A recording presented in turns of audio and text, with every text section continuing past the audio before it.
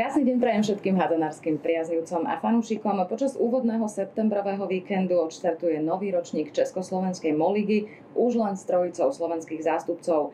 Pred ostrým štartom sa budeme o spoločnej súťaži v štúdiu Slovenského zväzu hádzanej rozprávať s predsedom komisie mládeže, trénerom kadetiek a bývalým kormidelníkom Juventy Michalovce Janom Beňadikom. Janko, ahoj, vitaj. Ahoj, dobrý deň. V úvode som spomenula len 3 slovenské tímy v sezóne 23-24 Stupavu náhradi český Hodonín. Čo to znamená pre slovenskú ženskú hádzanú?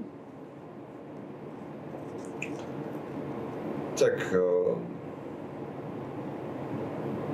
pre slovenskú ženskú hádzanú znamená to, že tam bude menej mladých hráčov v tej súťaži, lebo v podstate v Dunajskej Strede v Michalovciach je tlak na výsledok, to znamená, že tie hráčky musia byť v nejakej požadovanej kvalite, aby sa do tých družstiev dostali. Aj myslím si, že pri scoutingu do tých družstiev sa bere na to ohľad, že či teda môže to byť mladá šikovná hráčka, ale že či už teda dosiahla tú úroveň, ktorá je potrebná pre tie dve družstvá, aby oni si mohli plniť ambície.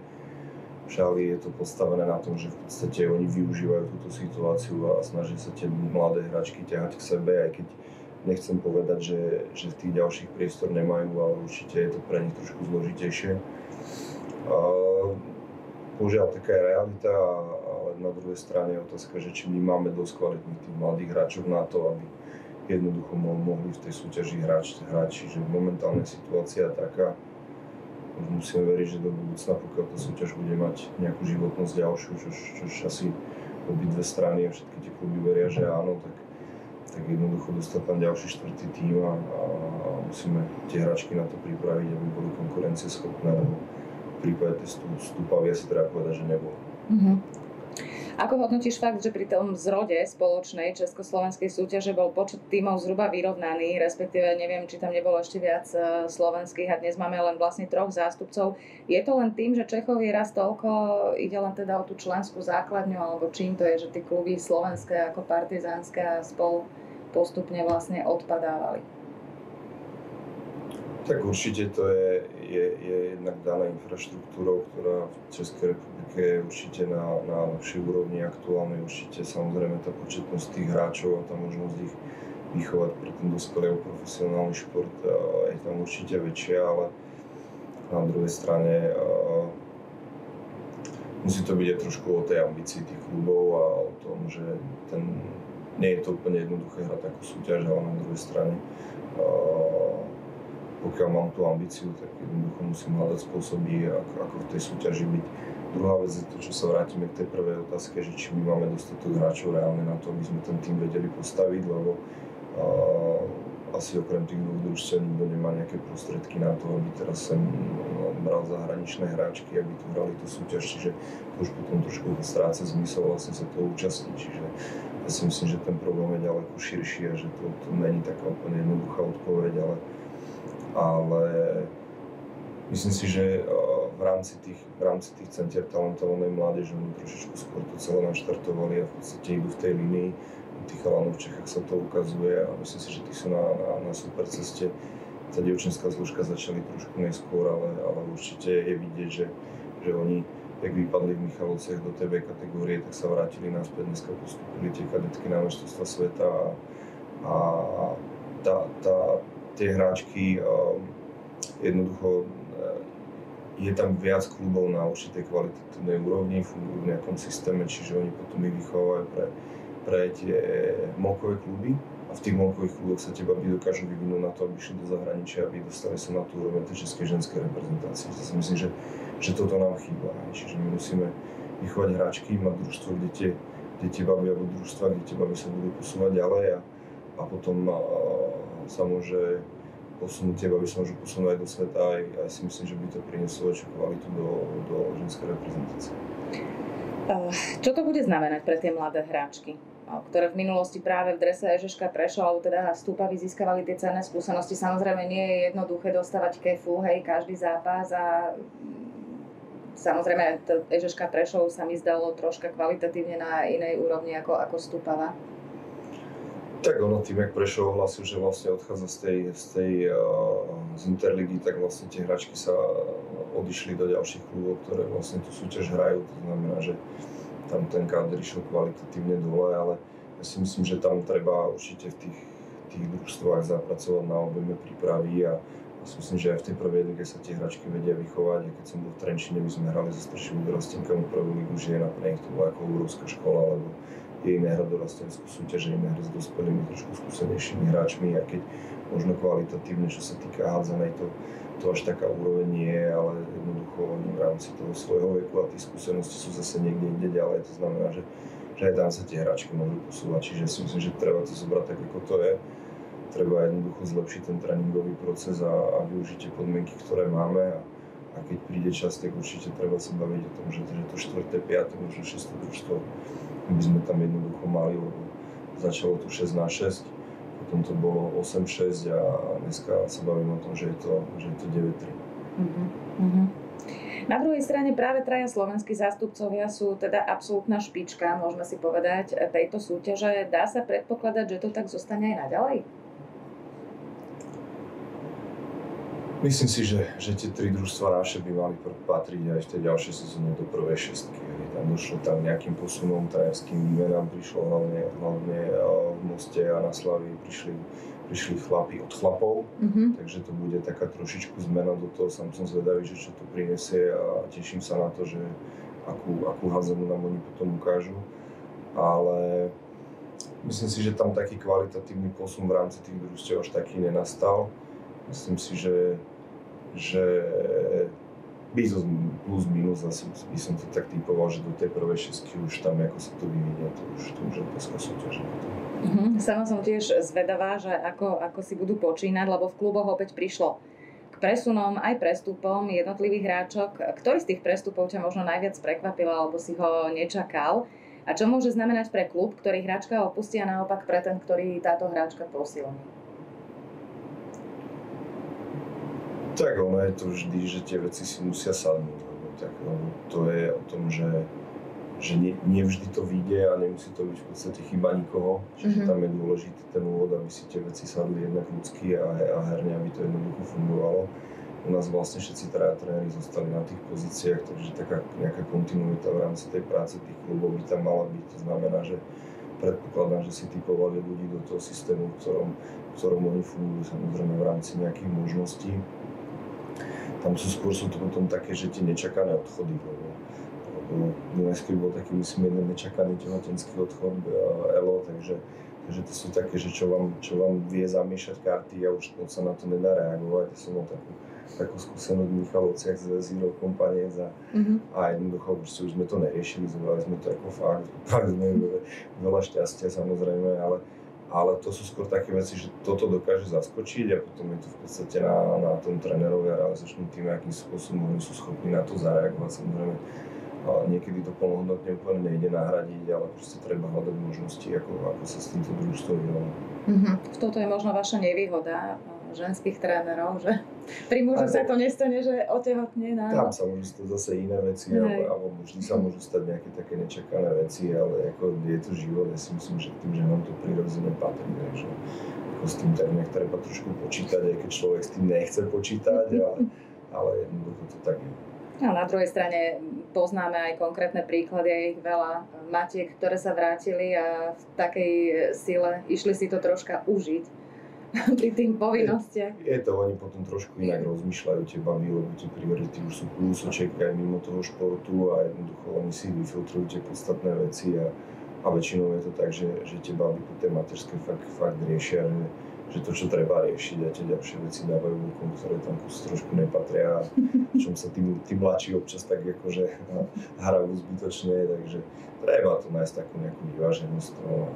A ja si myslím, že ja keď som bol prvý rok v Porube, tiež som tam mal v podstate maminu jednu a nakoniec som bol prekvapený, že vlastne ten vnútorný život v tej šatni trošku riadila nakoniec ona, aj keby herne to nebola tá hračka, ktorá by celú sezónu ťahala, ale len potiahla play-off a si myslím, že aj v tej šatni veci potom ponastavovala. Čiže to aj tí ľudia sa tak vyvíjajú v rámci toho družstva a keď to sadne, to fakt. Z Dunajskej Stredy odišla Natália Nemetová, ktorá posilní Kinžvart. Si myslím, že by jej to tam mohlo sadnúť. Tiež brankárka Bela Olahová, ktorá ide do Šale. Posily budú zahraničné. Viktor Debre zostáva, to sme hovorili, že všetci traja zostávajú v tých slovenských tímoch, tréneri na lavičkách. To nie sú nejaké prevratné zmeny, vybojovať titul v Molke aj majstrovský titul sa Dunajskej podarilo, ale hovorí sa, že teda obhájiť je ťažšie. Čo je na tej obhajobe najťažšie? Okrem toho, že súperi sa už koncentrujú, že od týmu sa už víťazstva nejako tak automaticky očakávajú a podobne. Tak ono vždy sa hovorí, že druhý rok je najťažší, lebo keď si nastavíte nejakú látku, tak ju treba potom potvrdzovať neustále.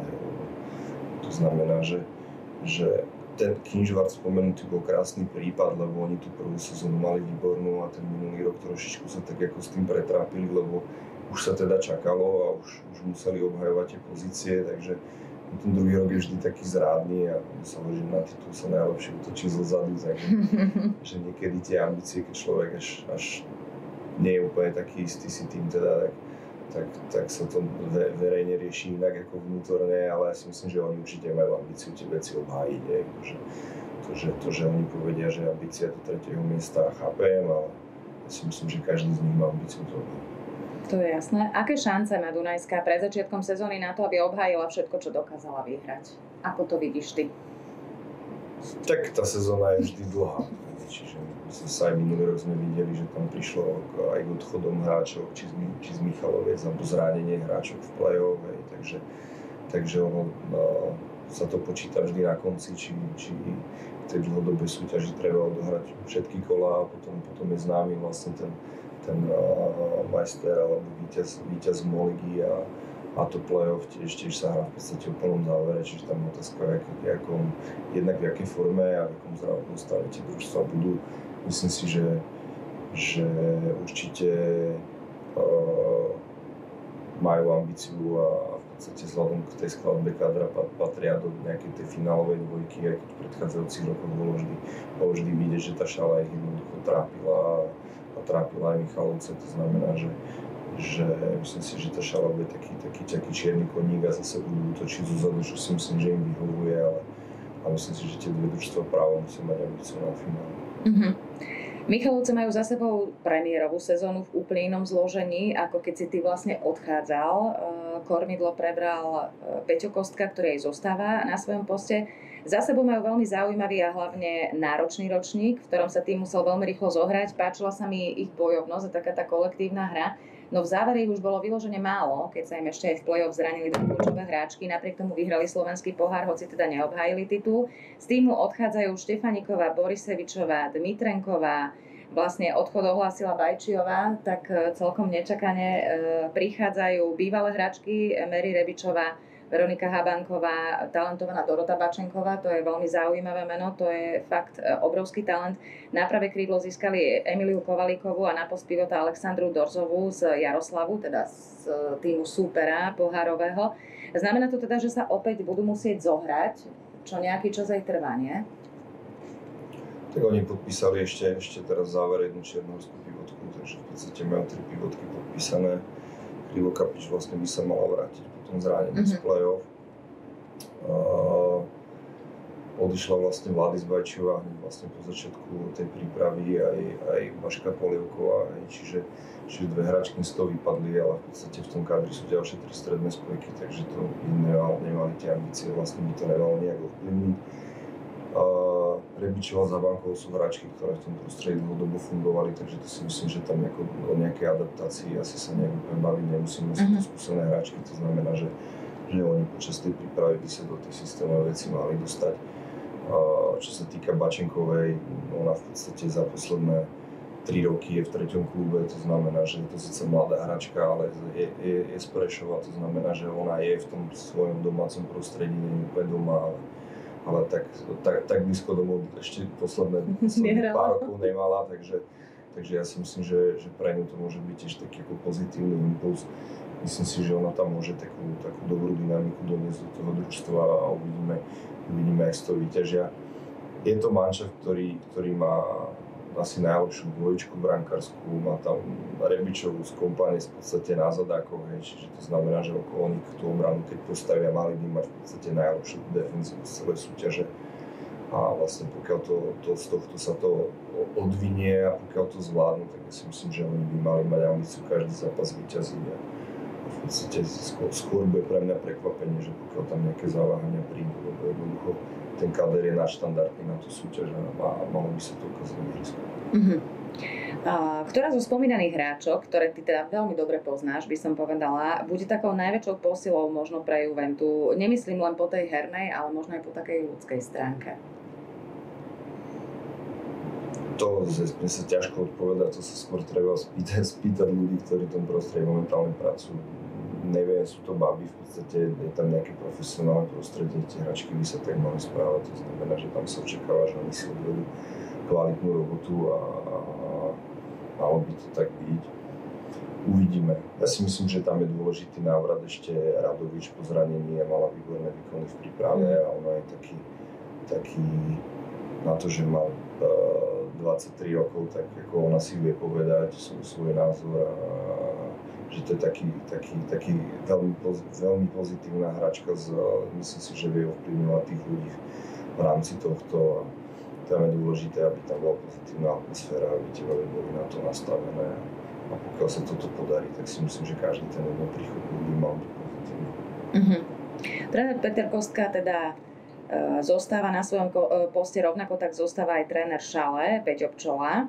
Poďme teda aj na Šalu. V jej kádri tiež nastanú nejaké zmeny. S kariérou skončili Nikola Racková a Nina Ušiaková. To mi je celkom ľúto, lebo Nika Racková sa zranila, keď mala výbornú formu, potom dlho chýbala Šali a je to taký bojovník. Nina Ušiaková zase strelkyňa z diaľky. No a krídelnička a sedmičkarka Líza Šomody nepredložila zmluvu. Akou stratou pre Šalu podľa teba bude toto trio?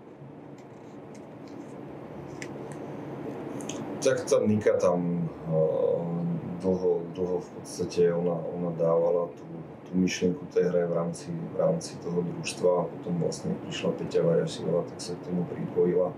Vida Vargová tiež už tam nie je prvú sezónu, to znamená, že ona by ešte viac mala prevziať v podstate tú pozíciu toho organizátora hry a ja si myslím, že nastal čas, aby ona mala fakt veľkú zodpovednosť za výkony toho družstva. Takže ja skôr je otázka potom, že aký vplyv to bude mať na tú defenzívnu hru, lebo v tej útočnej fáze si myslím, že oni to dokážu nahradiť, lebo vlastne skoro celú minulú sezónu hrali bez Niky Rackovej, ona sa vrátila. Nie je to zvonku, skôr tak prišlo, že im pomôcť ešte na play-off a ukončiť to na ihrisku, takže čož v podstate ona absolvovala a myslím si, že ona v tom play-off, že tomu družstvu pomohla, čo bolo pre nich veľmi pozitívne. Uvidíme Olahova v bráne, akým spôsobom pomôže tomu družstvu. Som rád, že v podstate máme tú brankárku so slovenským pásom, čo moc nemáme, že jednoducho dostane priestor, alebo verím, že dostane priestor, lebo Dunajské Stredy ho moc nemala v tej poslednej sezóne, takže je to, čo som povedal, oni budú čierni kôň, oni si budú robiť svoju robotu a budú si čakať na svoju šancu. Minulý rok to vyšlo, teraz už budú všetci zase trošku pozornejší, takže ale treba im držať palce, aby mali dobrú sezónu. Do Šale príde zostúpavý skúsená Maja Holešová, na krydlo Mária Štrbáňová a spomínaná Bela Olahová z Dunajskej Stredy. To môže byť zaujímavá dvojička so Soňou Furgalakovou. Počíta Peťo Pčola aj s ďalšími dorastenkami, to je jeho špecialitka, ktorá potom veľmi trpezlivo a ochotne zapracováva do tímu. Čiže okrem Holešovej žiadne veľké mená, tým zostáva pokope. Aké šance dávaš Šali potom veľmi slušne uhratom ročníku, keď skončila vlastne druhá v Molke a cez play-off teda neprešla cez Michalovce do finále?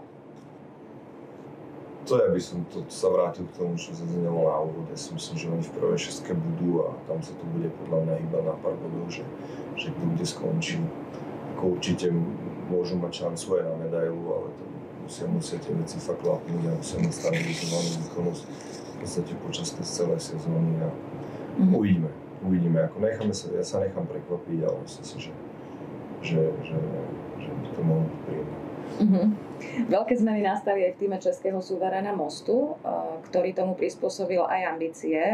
Zuby si síce neprestal brúsiť na český titul, ale v Molke chce skončiť v prvej trojke, čo mi prišlo z jeho strany také opatrnejšie vyjadrovanie oproti teda minulosti, pretože Most išiel veľmi suverénne, tam tých zmien bude dosť. Znamená to teda, že počíta s tým, že to v hornej časti tabulky bude zrejme veľmi vyrovnané, nie? Že tá prvá trojka nie je úplne taká samozrejmosť ako v tých minulých ročníkoch. Ja uvidíme, tam došlo tam k trajerským zmenám, prišiel tam Šuma z Lovosic. Čiže to bol mužský tréner a jednoducho uvidíme, ako to zapadne. Keď si dobre pamätám, tak Jirka Tancoš v podstate by tam mal zostať ako asistent u neho. To znamená, že zase nejaké prepojenie z toho robotu, čo sa tam dialo minulý rok, by mal mať informácie tiež. Viem, že Jirka by tam mal byť aj športový riaditeľ, myslím, v Moste, takže oni dvaja si to tam budú šéfovať. Určite tam nebude taký tlak na objem zápasov, ako by mali v minulom roku, takže si myslím, že ten dôraz bude ďaleko väčší. Na to celé oni určite chcú znova získať český titul, lebo Slavia im to po dlhej dobe prerušila, takže určite to je priorita aj s českým pohárom, ale ja keď si dobre pamätám XY rokov dozadu, tak oni vždy tú Monku sa tak ako tvárili, že ich to až tak nezaujíma, ale no ich to zaujíma veľmi. Jasné. Takže myslím si, že oni každý zápas bude ambíciu vyhrať, úplne jedno, kde jasky budú hrať. Takže si myslím, že určite zdvihnú tú výkonnosť. Tam myslím si, že minulý rok mali obrovské problémy s obranou fázou, takže to im nefungovalo a či v Lige majstrov alebo celkovo dostávali proti tým rokom minulým strašne veľa gólov, takže ja si myslím, že tu nastane určite zmena veľká v rámci toho celého a pokiaľ toto stabilizujú, tak v podstate môžu v podstate hrať a vyhrať s každým. Trénera vymenila aj Slavia Praha. Spomínali sme tiež ďalší tréner, čo ide od mužov k ženám. Putuje tam skúsený Dan Čurda, ktorý pomáhal hráčkam pražského celku aj v zavretej minulej sezóny a nešetril chválou na ich prístup k tréningom. Ako hodnotíš tento krok vedenia Slavie? Je to niečo zase nové? Tak oni v podstate riešili nejakú zmenu a hľadali možnosti, že čo s tým spraviť. Trošku som prekvapený, že Dan na to prikývol, lebo... Aj on bol prekvapený. Myslím si, že on nakoniec bol prekvapený, že áno, ale to sú také impulzy zvonku ďalšie. Ja vždy sa snažím mať pri sebe niekoho, kto je z mužskej zložky, lebo má trošku iný pohľad na tú hádzanú, lebo je tá hádzaná trošku iná. Všetci rozprávajú, že je to isté, ale furt tie veci trochu inak fungujú, takže ten pohľad tej mužskej hádzanej on je vždy dobrý tam u toho mať a ja si myslím, že to bude taktiež pozitívne a že tým, že oni minulý rok uhrali titul a teraz prišiel takýto veľký impuls do toho družstva, tak ja verím, že v podstate, že to nejak neupadne a že jednoducho oni v tých výkonoch budú pokračovať. Teoreticky ešte tam je strašne veľa mladých báb, tam sú také tie 2000-2001 ročníky, tam je množstvo báb z tej minuloročnej juniorky, ktoré s nami hrali v Slovensku na svete, takže ja si myslím, že oni majú ešte nejaký výkonnostný rast ešte veľký pred sebou, takže ja si myslím, že toto by mohlo pomôcť ako dobrý impuls a hovorím, to bude takisto manšaft do tej prvej šesky a myslím si, že ešte by som tam k ním priradil Kinžvart a tie naše tri manšafty. Myslím si, že toto by mala byť taká prvá šestka, ktorú ja tak typujem, tí ostatní by mohli byť trošičku nižšie. Uvidíme, jak bude Písek, uvidíme, jak bude Olomouc, ale hovorím, toto sú z tej českej strany pre mňa takí traja kandidáti na tú prvú šesku. Ty si spomenul aj Kinžvart, ten hneď v úvodnej sezóne ako nováčik strašne vyletel hore. Trénuje ho Peťo Sabatka, čiže Slovák, tiež ho sledujem aj vďaka tomuto, je mi to veľmi sympatický tým. Potom Peťo Sabatka na to upozorňoval. Ja si pamätám, keď sme sa spolu rozprávali, že druhá sezóna bude úplne iná, aj to tak presne bolo, že v tej prvej ťažili veľmi z toho, že ich nikto nepoznal, hej, a prekvapili niektorých súperov. V tej druhej už si dávali na nich pozor a tá sezóna bola trošku iná. Opäť sme spomínali Kinžvart v súvislosti s prvou šestkou. Čiže táto tretia sezóna už bude v čom iná, okrem teda toho, že tam putuje Slovenka Natália Nemetová na ľavú spojku? Tak tie hráčky už majú určité skúsenosti, aj tie pozitívne, aj tie negatívne, lebo treba aj prehrávať sa naučiť, jednoducho treba sa z toho vedieť poučiť a treba s tým hlavne vedieť pracovať, že čo je potom ďalší deň, lebo jednoducho keď sa prehrá ďalší zápas sa musí vyhrať. Čiže ja si myslím, že ten Peťo má tiež víťaznú mentalitu a jednoducho oni budú očakávať, že tento rok bude najlepší z ich strany, z tých troch, takže aj ten príchod Natálie Nemetovej bol taký ako jasný signál, že oni majú ambíciu jednoducho mať medailu vlastne z českej strany a určite sa budú chcieť pobiť o medailu aj v Molige, lebo keď mám dobrú informáciu o Dneským Žvartu, že do chybu sa presúvajú v rámci zápasov, takže by mali mať aj viacej ľudí v hľadisku, takže ten klub sa postupnými kročkami posúva dopredu, takže som na to zvedavý, ale myslím si, že že to bude taká česká trojka, ktorá bude kandidovať jednak na medailu v Molke a jednak na tú prvú trojku v rámci Českej republiky. Ako si ty strávil rok bez práce v klube? To je taká súkromná otázka na teba. Čo všetko si ty musel riešiť a chýbalo ti niečo? Čo ti chýbalo? No nechýbalo mi 60 telefónov denne určite, takže to bolo také ako príjemné, ale keď neviem, či si to niekto vie predstaviť, že tam ste 12 hodín denne jednoducho a to riešite a domov chodíte sa pozrieť na deti, tak akože, že na deň alebo cestou, keď sa niekam presúvate, tak sa tam na pol dňa zastavíte, takže by si to tak zhodnotil jednoducho, že sa mi zvýšila kvalita osobného života prudko, lebo jednoducho tam bola tá robota vo priorita a si myslím, že teraz sa to posunulo úplne do inej roviny a že v podstate nemám problém v máji sa zobrať s deckami niekam na týždeň odletieť alebo v zime ich zobrať ktorýkoľvek deň a sadnem s nimi do auta a idem s nimi na pol dňa na lyže, takže ten osobný život určite sa mi polepšil a že sa týka hádzanej, no, v rámci tej mládeže sa snažíme veci riešiť aj v rámci komisie, aj v rámci tej komunikácie s ľuďmi zo zväzu a si myslím, že to je také akože, to je taká ťažká téma celku a ako je tam strašne veľa roboty, čiže ja som si myslel, že teda ako tak 2-3 dní v týždni s tým pomôžem a potom si budem riešiť svoju robotu, ale skôr je to tak, že tú svoju robotu zase ide kúsok bokom a riešime tu veci, lebo je to strašne veľa a ja verím, že sa to pohne a že tie veci sa trošku zastabilizujú už konečne a že to pôjde takým smerom nahor. No. Takže osobný život dobré a ten klubový ako neúplne nechýba. Si myslím, že ešte nenastal čas, ja som nejaké ponuky mal, ale som povedal, že teraz ešte určite nie a chcem byť trošku doma s deťmi a trochu sa venovať im a v rámci tohto, keď im trošku pomôcť hádzanou, pomôžem, ale trošku je to priorita im posunutá. Jasné.